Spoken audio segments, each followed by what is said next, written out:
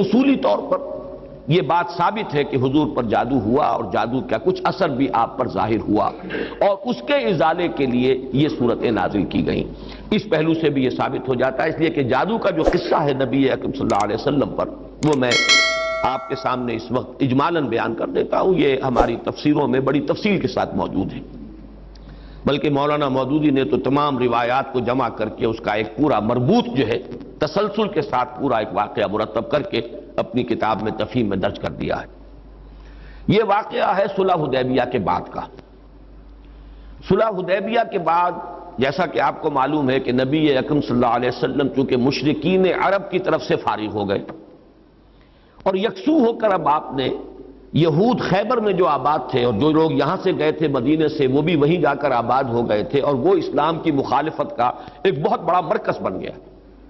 تو صلح حدیبیہ کے بعد آپ نے ادھر کا رخ کیا، یہ تو تاریخاً ثابت ہے، اور اس کے بعد خیبر فتح ہوا۔ لیکن معلوم ہوتا ہے کہ یہود کو، خیبر کے یہود کو پہلے سے اندازہ ہو گیا تھا کہ اب یہ رخ ہماری طرف ہوگا، اب یکسو ہو گئے محمد صلی اللہ علیہ وسلم، تو اپنی پوری طاقت کے ساتھ وہ ہمارے اوپر حملہ آور ہو سکتے ہیں۔ تو انہوں نے گویا کہ پیش بندی کے طور پر یہ کوشش کی کہ ان کا ایک وفد آیا مدینے میں، اور یہ لبید ابن عاصم ایک شخص تھا بنی زریق کا، جو انصار ہی کا ایک قبیلہ ہے بنی زریق، ان میں ایک شخص لبید ابن عاصم منافق تھا، یا یہ کہ کم سے کم یہودیوں کا حلیف تھا۔ انہوں نے آ کر یہود کے وفد نے ان سے کہا کہ ہم نے تو اپنا سا زور لگا لیا محمد کی مخالفت اور ان کا راستہ روکنے کے لیے صلی اللہ علیہ وسلم، ہم ناکام ہو چکے، اب تم کوئی آخری کوشش کرو، تم بہت بڑے جادوگر ہو، بہت ہی ماہر ساحر ہو، تو تم کوئی کوشش کرو اور سحر کرو محمد پر صلی اللہ علیہ وسلم۔ اور 3 اشرفیاں پیش کی، اشرفی اس زمانے میں ایک بڑی شے کہ یہ ہدیہ بھی حاضر ہے، اب تم کوئی زور لگاؤ۔ اس نے پھر خدمات حاصل کی ایک یہودی لڑکے کی جو حضور کے ہاں اس وقت بطور خادم کام کرتا تھا۔ اس نے کہیں سے حضور کی کنگھی کے 2-3 دندانے جو ہیں وہ توڑے، اور اس میں آپ کے منہ مبارک بھی تھے، جیسے کنگھی کے اندر آپ کو معلوم ہے بال جو ہیں وہ کہیں اڑ جایا کرتے ہیں آخر میں، تو وہ لے کر اس کے پاس گیا، اس پر اس نے جادو کیا۔ اس کا میں بعد میں عرض کروں گا کہ یہ جادو کا یہ معاملہ جو ہے اس حوالے سے کہ یہ کیا ضرورت ہے کہ بال ہوں اور اس کے حوالے سے جادو کیا جائے، اس کی بھی آج کے اعتبار سے بعض حضرات شاید سمجھتے ہوں کہ یہ بالکل بے تکی باتیں ہیں، لیکن اب جہاں تک سائنس پہنچ چکی ہے ان تمام باتوں کی توجیہ اب بالکل سمجھ میں آنے والی ہے، اس لیے کہ یہ کسی شخص کا، اس کے جسم کا ایک حصہ، بال بھی انسان کے جسم میں سے اگ رہے ہیں، اس میں بھی جو سیلز ہیں ان میں جینز ہیں، اور ہر شخص کے کچھ جینز ہیں جس کے حوالے سے اس کی شخصیت کا تشخص ہے، اس کی انفرادیت ہے، وہ ان جینز کے حوالے سے، ان کے واسطے سے اس شخص کے ساتھ ربط قائم کرنا، جو بھی قوتیں ہیں، یا وہ جنات کے ذریعے سے، ارواح خبیثہ جنہیں ہم کہیں گے ان کے ذریعے سے، یا کوئی اور شکلیں ہو سکتی ہیں، ریڈیشن مختلف قسم کے، آج تو سائنس جو ہے جہاں تک پہنچ چکی ہے وہ ریڈیشنز کی کتنی قسمیں ہیں اور کہاں کہاں سے وہ ریڈیشنز پہنچتی ہیں اور کیسے کیسے اثر انداز ہوتی ہیں، یہاں تک کہ بالکل ابتدائی دور جو ہے عہد اول جسے بگ بینگ کہا جاتا ہے آج کل، اس وقت کی ریڈیشنز بھی آج تک آپ خلا کے اندر جو ہے وہ تلاش کرتے ہیں اور وہ مل جاتی ہیں۔ اس پہلو سے ان چیزوں کے ذریعے سے، لیکن یہ کہ شخص معین تک اس بات کو پہنچانے کے لیے غالباً اس کے وجود کا کوئی حصہ، اور ظاہر بات ہے کہ ہر شخص کے بال اس کے وجود کا ایک جز ہے، اسی میں سے وہ برآمد ہوئے۔ بہرحال اس پر وہ جادو کیا گیا، اور وہ کوئی تانت یا کوئی شے تھی جس میں گرہیں لگائی گئیں، 11 گرہیں اس میں تھیں، پتلا سا بنایا گیا اور پتلے میں پھر وہ سوئیاں چبوئی گئیں، اور پھر ایک کنویں میں زروان یا زو اروان یا زی اروان اس کنویں کا نام تھا، وہاں جا کر کسی پتھر کے نیچے، اس کے تہ میں پتھر کے نیچے وہ دبا دیا گیا، اس کے اثرات حضور پر ظاہر ہوئے۔ یہ ہے وہ کہ واقعہ، اور اس کے بعد اس میں تفصیل سے کہ کتنا عرصہ ہوا، کیا کیا اثرات ظاہر ہوئے، ایک بات جو ہے تیقن کے ساتھ ثابت ہے کہ حضور کی کچھ کیفیت ایسی ہو گئی تھی جیسے جسم کچھ جکڑا سا گیا ہو، بند سا گیا ہو، ایک نشاط کی کیفیت ہوتی ہے، طبیعت کھلی ہوئی، اور ایک جیسے کہ طبیعت کے اندر کچھ بندش سی ہے، اور کچھ ایسی کیفیت کہ کوئی کام آپ نے نہیں کیا ہوتا تھا لیکن آپ نے سمجھ لیا کہ میں یہ کام کر چکا ہوں، اس طرح کا کچھ نسیان کی کیفیت بھی آپ پر کچھ عرصے کے لیے طاری رہی۔ اس حیثیت میں، اس حالت میں آپ نے کسی سے تذکرہ تو نہیں کیا، اور نہ ہی اس کا کوئی چرچا ہوا، لیکن آپ جیسے کوئی اندر ہی اندر سے گھلتے سے جا رہے تھے اس جادو کے زیر اثر۔ اس کے بعد ایک رات ایسا ہوا، اب یہ حضور نے خواب میں دیکھا، یا جسے ما بین النوم والیقظہ کہا جائے گا، خواب اور بیداری کی درمیانی کیفیت، نیند اور بیداری کے درمیان کا معاملہ۔ اس میں آپ نے یہ دیکھا کہ دو انسان آئے، دو فرشتے انسانی شکل میں، ایک آپ کے سرانے بیٹھ گیا، ایک پائیں بیٹھ گیا، اور ان کا مکالمہ ہوا۔ اس مکالمے کے ذریعے سے گویا کہ اللہ تعالیٰ نے حضور پر یہ ساری حقیقت بیان کر دی۔ انہیں کیا ہوا ہے، یہ بیمار ہیں، بیماری کیا ہے، ان پر جادو کیا گیا ہے، جادو کس نے کیا ہے، لبید بن عاصم نے کیا، کس شے میں کیا ہے، وہ ساری تفصیل، کہاں ہے وہ، وہاں دبا ہوا ہے۔ یہ حضور صلی اللہ علیہ وسلم کو جب یہ چیز بتا دی گئی تو اگلے دن پھر آپ نے صبح حضرت عائشہ سے بھی بتایا کہ یہ واقعہ اس طرح مجھے ہوا، اور میری جو تکلیف تھی اس کا مجھے اللہ تعالیٰ کی طرف سے علاج بتا دیا گیا۔ پھر آپ حضرت علی رضی اللہ تعالیٰ عنہ کو اور غالباً حضرت طلحہ کو، ان کو آپ نے بھیجا، کچھ اور لوگ بھی ساتھ ہو گئے، بنو زریق کے بھی کچھ لوگ ساتھ ہوئے، اور جا کر اس کنویں میں سے پھر وہ چھین نکال لی گئی، اور حضور صلی اللہ علیہ وسلم بھی وہیں پر پہنچ گئے۔ پھر یہی 11 آیات، 11 گرہیں تھی جو اس میں لگی ہوئی تھی، اور آپ نے ہر گرہ پر ایک ایک آیت پڑھ کر ایک گرہ کو کھولا ہے، اور آپ کی طبیعت ایسے ہو گئی جیسے کہ وہ جو بندش سی ہو گئی تھی، جیسے کچھ جکڑ بند ہو اور اس کے بعد ایک دم جو ہے کھل جائے، کیفیت جو ہے اس سے نجات مل جائے، نشاط کی طبیعت کیفیت پیدا ہو جائے، یہ ہو گیا۔ یہ واقعہ ہے کہ جو حضرت عائشہ رضی اللہ تعالی عنہا سے، حضرت زید ابن ارقم سے رضی اللہ تعالی عنہ، حضرت عبداللہ ابن عباس سے رضی اللہ تعالی عنہما، اجمال کے ساتھ، اختصار کے ساتھ تو صحیح بخاری، صحیح مسلم اور مسند احمد اور تمام کتابیں جو ہیں ان کے اندر یہ واقعہ موجود ہے۔ البتہ یہ کہ صحیحین میں جو روایت ہے وہ بہت اجمالی ہے، جبکہ یہ تفاصیل جو ہیں زیادہ، اور جنہیں زیادہ ان تفاصیل کی سے شوق ہو اور کوئی دلچسپی ہو تو وہ مولانا مودودی صاحب کی تفہیم میں دیکھ لیں، اس میں یہ کہ زیادہ تفاصیل ہے، لیکن یہ تفاصیل صحیحین کی روایت میں نہیں، اس میں اصولاً بات ثابت ہے کہ حضور پر سحر ہوا اور سحر کے یہ اثرات ہوئے، اور اس کے بعد اس طریقے سے وہ سحر جو ہے اس کے اثرات ظاہر کیے گئے۔ ایک تواتر کے ساتھ جو ہمیں روایت ملتی ہے کہ یہ حضور صلی اللہ علیہ وسلم پر جب سحر ہوا ہے اس وقت یہ صورتیں نازل ہوئی ہیں، اور حضرت جبرائیل علیہ السلام نے یہ تلقین فرمائی کہ ان آیات کے ذریعے سے آپ اس سحر کے اثر کو زائل کریں، چونکہ ان میں ایک آیت موجود بھی ہے وَمِن شَرِّ النَّفَّاثَاتِ فِي الْعُقَدِ، تو اس کے حوالے سے اس میں ایک ربط بھی قائم ہوتا ہے، وَمِن شَرِّ النَّفَّاثَاتِ فِي الْعُقَدِ، اور پھونک مارنے والیوں کی شر سے کہ جو گرہوں پر، عقدوں پر پھونک مارتی ہیں۔ یہ ہے وہ جادو اور ٹونے کا معاملہ، جادو، ٹونا، ٹوٹکا۔ اس میں نفاسات کیوں آیا؟ جادوگر تو مرد بھی ہوتے ہیں، عورتیں بھی ہوتی ہیں، اس کے بارے میں مختلف تعبیرات کی گئی ہیں،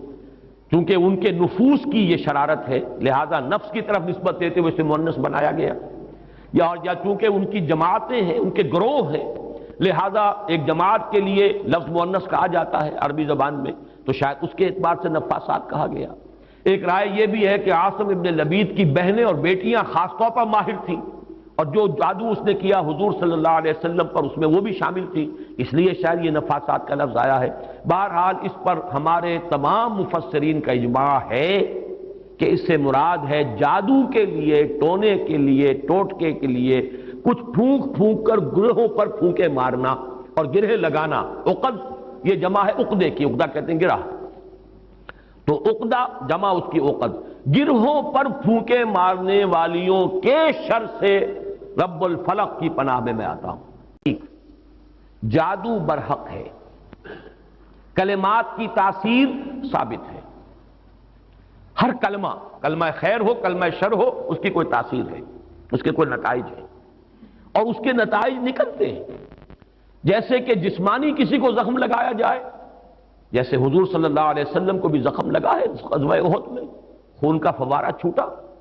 زیادہ خون بہہ گیا تو غشی بھی طاری ہوئی، سب کچھ ہوا، دندان مبارک شہید ہوئے۔ جیسے جسم اطہر پر یہ اثرات جو ہیں خارجی حملوں اور خارجی جو زخم لگے ہیں ان کے ظاہر ہوئے، اسی طرح یہ مانوی قسم کا جو حملہ تھا اس کا بھی نبی اکرم صلی اللہ علیہ وسلم پر اثر ہوا ہے۔ یہ صحیحین کی روایات سے ثابت ہے، اور میں یہ سمجھتا ہوں کہ اس سے انکار کرنا در حقیقت یہ اس دور کے بڑے فتنوں میں سے ایک فتنہ ہے. جو چیز اس طریقے سے ثابت ہو جائے اور اس میں کہ عقلی اعتبار سے خود قرآن سے ثابت ہے.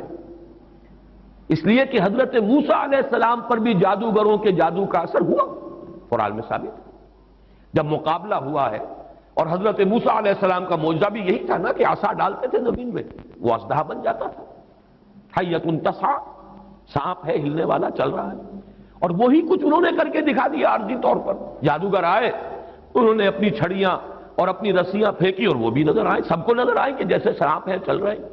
جیسے سب کو نظر آئی حضرت موسیٰ کو بھی نظر آئی. جیسے نظر بندی آپ کہتے ہیں، نظر بندی سب کی ہوئی تو حضرت موسیٰ کی بھی ہو گئی. عصمت انبیاء سے یہ کوئی شے بعید نہیں ہے. معلوم ہوا کہ قرآن سے ثبوت مل رہا ہے. اور جیسے حضرت موسیٰ علیہ السلام کے بارے میں تو یہاں تک ہے فَأَوْجَسَ فِي نَفْسِهِ خِیفَةً موسیٰ، ایک خوف پیدا ہوا اندر. اور خوف جو ہے بالکل سمجھ میں آتا ہے، معقول بات ہے، منطقی بات ہے کہ فوراً یہ اثر ہوا ہوگا کہ یہ تو وہی کچھ انہوں نے کر کے دکھا دیا جو اللہ تعالیٰ نے مجھے عطا فرمایا تھا معجزہ. دیکھنے والوں کو تو وہی کچھ نظر آ گیا. فرق کیا ہوا؟ ڈگری کا فرق رہ جائے گا شاید. لیکن یہ کہ جب اللہ تعالیٰ نے فرمایا ہے موسیٰ لا تخف انک انت الاعلی، گھبراؤ نہیں، تم ہی جیتو گے، تم ہی سربلند رہو گے، گھبراؤ نہیں، خوف محسوس نہ کرو، ذرا جو تمہارے ہاتھ میں اسے ڈالو تو صحیح. الق ما فی یدک الق عصاک، پھینکو. اور اب اس اژدہا نے جو حضرت موسیٰ کے عصا سے بنا ہڑپ کر لیا ان تمام سانپوں کو جو نظر آ رہے تھے. تو معلوم ہوا کہ یہ جادو تھا اور یہ جادو نہیں کوئی اور شے ہے. اور یہ بھی میں نے بارہا عرض کیا ہے کہ یہ بات، یہ حقیقت بھی منکشف انہی پر ہوئی جو جادوگر تھے. دوسرے والوں کو تو دیکھنے کو یہی پتا چلا ہوگا یہ بڑا جادوگر، یہ چھوٹے جادوگر. اور کیا، بڑا جادوگر غالب آ گیا، چھوٹے جادوگر جو ہے نا ہار گئے. بڑے جادوگر کا نے جو جادو پیدا کیا اس نے ہڑپ کر لیا چھوٹے جادوگروں کے جادو کو. تو زیادہ سے زیادہ ان کے ذہن میں تو یہی بات آئے گی. لیکن جادوگر جانتے تھے یہ شے کچھ اور ہے، یہ جادو نہیں ہے. اس لیے کہ ہر ماہر فن اپنے فن کی لیمیٹیشنز کو جانتا ہے. تو حضور صلی اللہ علیہ وسلم پر بھی یہ ہوا ہے. باقی مختلف لوگوں نے مختلف طریقے سے اس کی نفی کی ہے، مذاق اڑایا ہے. اس پر یہ کہہ دیا کہ اس سے تو پھر نبی کی عصمت جو ہے وہ ختم ہو گئی. لوگ جو کہتے تھے کہ یہ جادوگر ہیں، گویا کہ ان روایات اور ان احادیث کو ہم قبول کر لیں تو جادو کا اثر ہو جانا ثابت ہو گیا. حالانکہ اس میں بھی بڑا فرق ہے. وہ کہتے تھے جادوگر کس معنی میں کہ یہ خود جادو کر رہا ہے. یہاں یہ کہ جادو کا اثر آپ پر ہوا ہے، اور وہ بھی اثر اس درجے میں نہیں ہوا کہ جس سے آپ کی عصمت مجروح ہو جائے اور غیر معتبر ہو جائے. اس لیے کہ اس کا کسی اور کو تو پتہ ہی نہیں چلا، گھر والوں کو بھی اندازہ نہیں ہوا. صرف حضور نے اس کیفیت کو محسوس کیا ہے، اور وہ بھی صرف دنیاوی معاملات میں. کسی نماز کے بارے میں یہ نہیں آیا کہ حضور نے نہ پڑھی ہو اور آپ کو یہ گمان ہو گیا ہو کہ میں پڑھ چکا ہوں. نہیں، البتہ یہ کہ تعلق زن و شوق، میں اپنی فلاں اہلیہ کے ہاں ہو آیا ہوں لیکن آپ نہیں گئے. اس طرح کا کچھ معاملہ انسانی معاملات، خالص بشری تقاضوں کے ضمن میں، بشری معمولات کے ضمن میں تو یہ اثر ہوا ہے کہ آپ نے کوئی کام نہیں کیا لیکن خیال یہ کیا کہ کر لیا ہے. باقی یہ کہ جو کار نبوت ہے یہ ہے محفوظیت. اللہ تعالیٰ نے اس جادو کے اثر سے بھی جو آپ کا فرض منصبی ہے، آپ کے نبوت و رسالت کے جو پہلو ہیں ان کو محفوظ رکھا ہے، اس زمانے میں بھی، اس دور میں بھی جبکہ آپ پر یہ جادو کا اثر تھا. بہرحال جادو برحق ہے، البتہ جادو کرنا کفر ہے. زہر میں تاثیر ہے، کسی کو زہر کھلانا یہ بہرحال جرم ہے، یہ قتل عمد ہے. زہر سے مارنا اس کی تو سزا ہو جائے گی. اس اعتبار سے نوٹ کر لیجئے وَمِن شَرِّ النَّفَّاثَاتِ فِي الْعُقَدِ، اور یہ بھی گویا کہ ایک شکل ہوئی من شر ما خلق کی. حضور صلی اللہ علیہ وسلم کچھ تلقین فرماتے تھے اور خود آپ کا بھی ایک معمول تھا، اور یہ روایت بھی ثابت ہے بخاری سے اور مسلم سے کہ رات کے وقت آپ کا یہ معمول تھا کہ یہ دونوں صورتیں آپ پڑھتے تھے، اپنے ہاتھوں پر پھونکتے تھے اور پھر اپنا ہاتھ، اپنا دست مبارک اپنے پورے جسم پر جہاں جہاں تک بھی ہاتھ پہنچ سکتے تھے آپ پھیر لیتے تھے. یہ رات کو سوتے ہوئے آپ کا معمول تھا. یہاں تک کہ مرض وفات میں جب آپ پر نقاہت بہت زیادہ طاری ہو گئی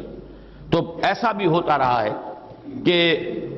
حضور صلی اللہ علیہ وسلم کے ہاتھ حضرت عائشہ نے اٹھائے، حضور نے اس پر پڑھا، پھونکا، اور پھر حضرت عائشہ نے حضور کے ہاتھ جو ہیں آپ کے جسم کے اوپر پھیر دیے. بلکہ ایسا بھی ہوا کہ خود حضرت عائشہ رضی اللہ تعالی عنہا نے اپنے ہاتھوں سے یہی عمل جو ہے جاری رکھا ہے. تو یہ بھی اصل میں